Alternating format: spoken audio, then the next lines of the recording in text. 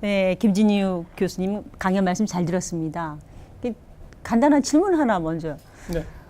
그건 청년층들이 주거가 열악한 사람들이 많다. 청년 주거 열악하다. 그런 말씀이신데, 그건 뭐 어떻게 보면 당연하죠. 이제 막 그 성인으로 사회생활 시작하는 단계. 근데 생각해 보면 저희 젊었을 때 비해서 지금 청년들이 훨씬 주거 그 문제가 큰 것 같아요. 네네. 이제 그거는 우리가 겪었던 IMF라든가 세계 금융위기라든가 이런 것들이 가장 큰 영향을 미쳤다고 봐야 되겠습니다. 그 이후 네. 더 심각해졌다. 네. 그런 과정에서 이제 비정규직이 많이 늘어나고 청년들의 취업이 어려워지면서 과거에는 이제 한 30대 초반 되면은 결혼을 하고 그다음에 자기 주거를 형성하던 이러한 분들이 아직도 계속 독신가구로 남으면서 청년 주거 문제를 더 심화시키는 그런 상황이 되고 있습니다. 그게 네, 말씀해 주신 것처럼 사실 그러니까 결혼을 하고 말고와도 또 별개로 그 전세가를 대비를 하더라도 대졸 초봉으로 살 수 있는 그 평균으로 살 수 있는 비율 전세가 자체가 엄청 폭등을 했어요.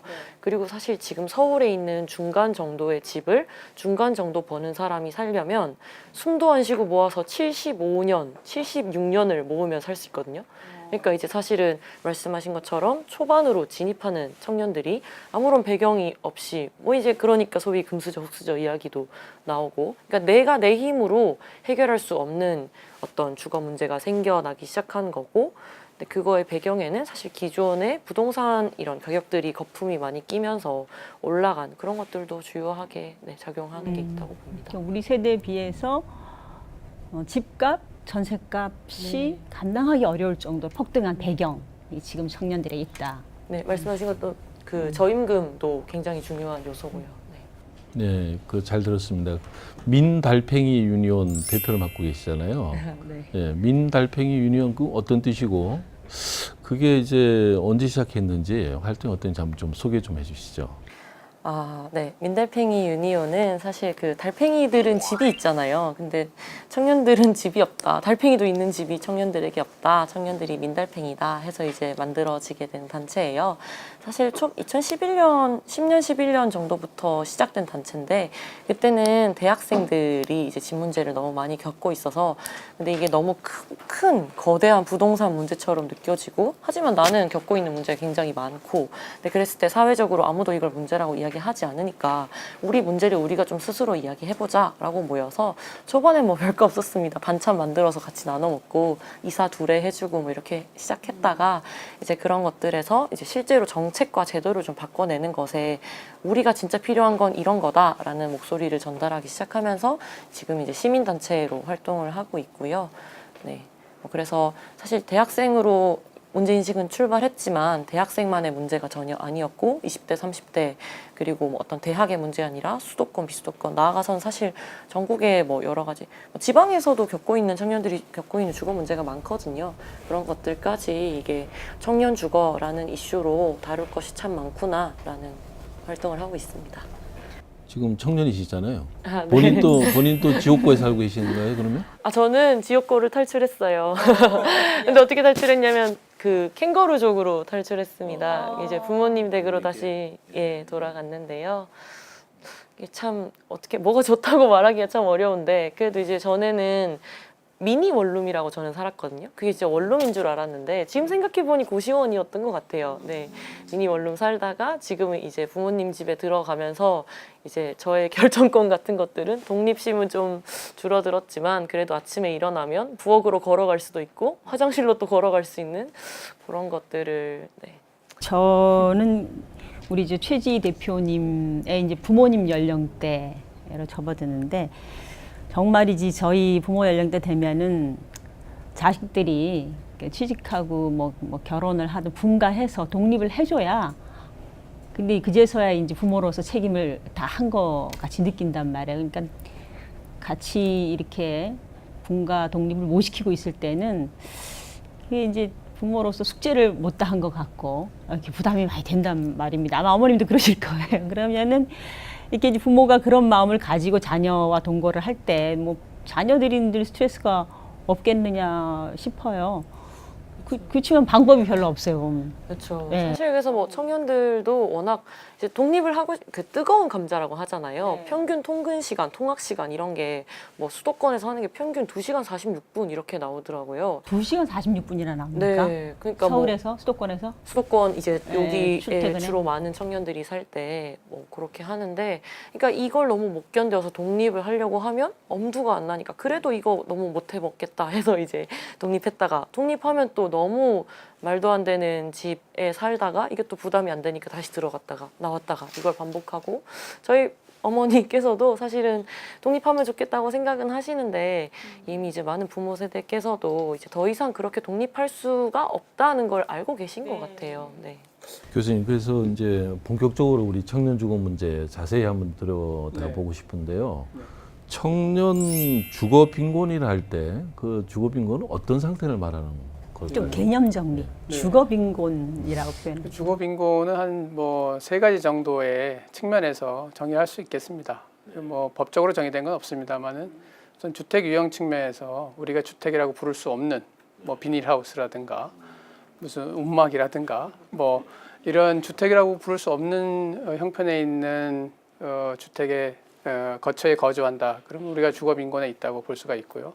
그다음에 점유 이제 형태라고 볼 수가 있지. 주거 상태, 점유 형태라고 볼 수가 있는데, 예, 형태는 뭐 단독이나 다가구나 주택이라 볼 수 있는데, 그 주택이 한 50년 돼서 비도 새고 바람도 새고 뭐 이렇게 되면 그건 굉장히 열악한 주거에 있으니까 그것도 주거 빈곤이라고 볼 수 있겠습니다. 세 번째로는 이제 둘 다 괜찮은데, 주택 유형도 괜찮고 상태도 괜찮은데 자기 소득 대비해서 너무 큰 부담을 지울 수밖에 없다. 예를 들어 소득이 뭐 한 100만 원 정도였는데 주거비가 한 70만 원 든다, 뭐 50만 원 든다. 이러면 이것도 주거 빈곤이라고 할 수 있겠습니다. 청년 주거 빈곤이 이제 다차원적으로 이렇게 함축을 하고 있는데, 그럼 지금 한국 실태가 어떤지 좀 하나씩 짚어봤으면 좋겠습니다. 네, 청년들이 주로 많이 거주하고 있는 서울을 기준으로 이야기해보면 말씀해 주셨던 그 주거 빈곤, 길 가다 마주치는 3명 중에 1명은 그걸 다 겪고 있는 수준이거든요. 거기에 들어간다 이거죠. 네, 주거 환경이 빈곤. 너무 나쁘거나, 네, 원료 부담이 네. 너무 높거나. 네, 주거 빈곤이라는 게, 빈곤이란 말이 붙으니까 되게 어떻게 좀 엄청 못 사는 것 같고 무서운 단어인 것 같지만, 사실 청년들한테 주거 빈곤이 이렇게 30%가 넘어라고 이야기했을 때 그래? 라고 해서 주거 빈곤이 뭔데? 네가 살고 있는 그런 집이야? 그러면 야, 30%는 너무 적다 이렇게 이야기하거든요. 아, 그보다 더 많은 것 같다. 네, 체감상으로는. 체감상으로 훨씬 많은 거죠. 지역구 실태에 대해서 오히려 좀 잘 아실 것 같은데 좀 소개 좀 해주시죠. 네. 네, 뭐 청년들한테 사실 지역권은 뭐 그렇게 막 대단한 단어가 아니기는 한데요. 그렇죠. 이게 이런 걸 접할 때마다 참 청년 주거 문제가 심각하면서도 참 낯설구나 아직까지도라는 생각이 많이 듭니다. 지옥고, 그러니까 지하, 반지하, 지하, 그게 이제 뭐 지층이라는 단어로 표현되는데요. 네, 반지하방이라고 쉽게 이해하시면 좋을 것 같고, 옥탑방, 고시원 있는데요. 진짜 딱 거기에 사는 것뿐만 아니라 사실 청년들이 살고 있는 대부분의 이제 뭐 원룸이라고 하죠. 원룸이라는 개념이 다 그런 열악한 환경은 사실 비슷합니다. 그게 이제 법적으로 근데 그러니까 지하 옥탑방, 고시원은 주택이 아니거든요.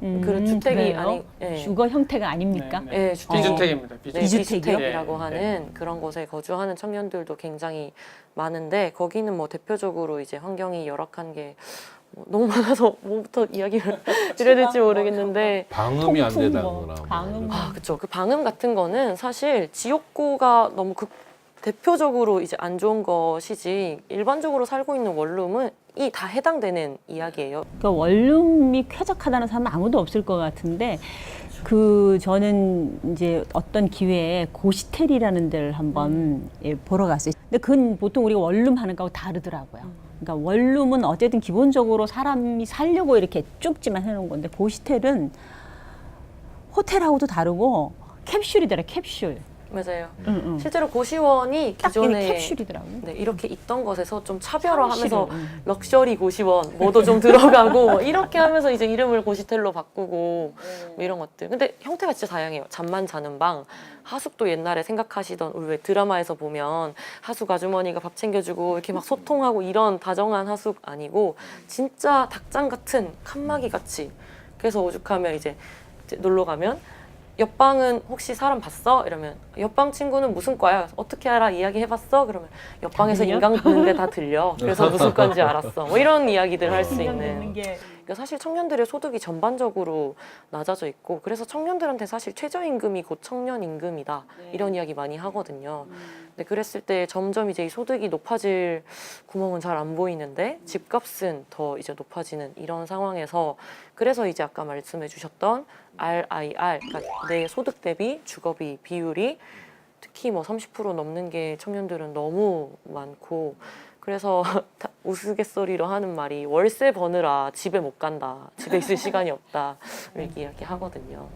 그러니까 최저임금으로 한 200만 원이 채 안 되는 이제 소득에 그러니까 뭐 원룸이 서울 기준이면은 싸도 한 비용까지 공간까지 한 50만 원대 넘어가 버리니까 그보다 낮은 고시텔로. 네네. 예. 제일 기본이 한 1,000, 보증금 1,000에 50 정도가 약간 진짜 기준선이거든요. 거기에서 창문을 없애면 이렇게 내려가고 창문 하나당 옵션 5만 원, 왜 이렇게 되거든요. 네. 1,000에 50 정도면 그냥 일반적인 그 옛날 다가구 주택 개조한 그 원룸 정도예요. 근데 그것도 보통은 최저주거 기준을 겨우 이제 맞출까 말까 한 그런 정도예요. 그래서 거기에서 보통 이제 특히 뭐 여성분들 같은 경우에는 그래도 좀 위치가 괜찮은 곳 아니면 새롭게 좀 신축 한번 리모델링 했다 하면 60만 원, 70만 원 이렇게 돼버리고 거기에 플러스 사실 관리비는 별도거든요.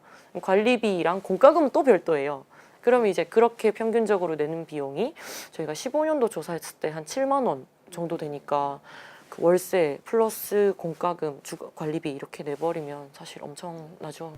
환경 면에서도 그렇고 소득 대비 부담 면에서도 굉장히 어려움을 겪고 있다 이렇게 말씀을 시청자분들께도 좀 더 이렇게 좀 이해를 하셨을 것 같아요. 오늘 두 말씀 듣고. 근데 또 이제 청년들이 큰 고충이 그런 집을 좀 괜찮다 하면 계속 거주를 못 하고 끊임없이 이동하는 문제라면서요. 맞습니다. 네. 그 청년들이 보통 평균 거주 기간이 1.8년 정도라고 해요. 그러니까 한 주거에. 네네네. 음. 네. 그래서 사실은 뭐 심심찮게 뭐 9년 동안 10번, 11번 이사했다 이런 사람들이 그렇게 막 되게 대단한 게 아닌 게 평균치니까 예, 그런 거죠. 월세 그것도 계속 이동하는 네. 일반적으로 이동하는 그 불안정한 상태를 끝낼 전망도 잘 안 보이는 청년들이 너무 많다. 그런 말씀이신데 이게 이제 그래서 그렇게 되면은 어떤 주거에서 안정 전망이 보여야 뭐 결혼도 하고 또 결혼하니 가구도 만들고 하는 건데 그래서 결과적으로 결혼과 출산이 늦어지는 중요한 그 걸림돌이 되고 있는 것 같습니다. 그래서 이 부분을 어떻게 보고 해결해야 될지는 또 이어서 말씀 나눠보도록 하겠습니다.